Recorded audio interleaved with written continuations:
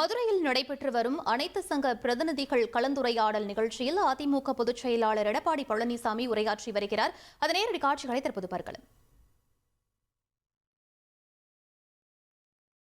ஒரு ஆன்மீக பூமியாக இருந்தாலும் இங்கே தொழிற்சாலைகள் வர வேண்டும் என்று எதிர்பார்ப்பு அதிகமாகிவிட்டது. என்றாலும் படித்த இளைஞர்கள் அதிகமாக இருப்பதாக சுட்டிக்காட்டினார்.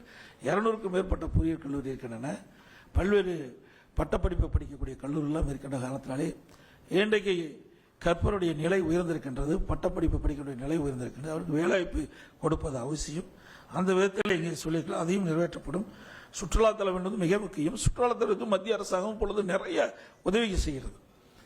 அதையெல்லாம் நிச்சயமாக எங்களுடைய அரசு வந்த பிறகு இந்த சுற்றுலா மேம்பாடு செய்வதற்கு நிறைய வசதிகள் செய்து கொடுக்க நாங்கள் தயாராக இருக்கிறோம் என்பதையும் இந்த நேரத்தில் தெரிவிக்கின்றேன்.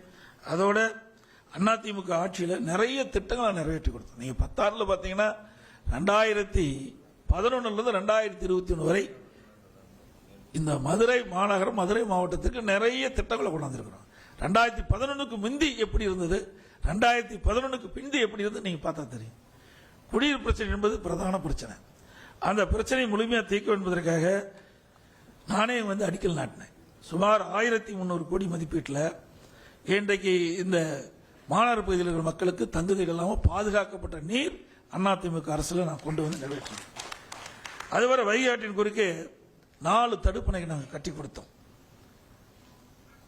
அதோட போக்குவரத்து நெரிசலை குறைப்பதற்காக 400 கோடி மதிப்பில் வைகை இருகரையிலையும் இந்த வைகை ஆற்றின் இருகரையிலையும் அங்கே பார்த்தீங்கன்னா சாலைகள் அமைத்து கொடுத்துருக்கிறோம். பாதாள சாக்கடை திட்டம் 276 கோடிகள் மேற்கொள்ளப்பட்டது. தாளக்குளம் முதல் உமச்சிக்குளம் வரை 1000 கோடி மதிப்பீட்டில் 7.5 கிலோமீட்டர் இடத்திற்கு பறக்கும் பாலம் கட்டி கொடுத்திருக்கிறோம்.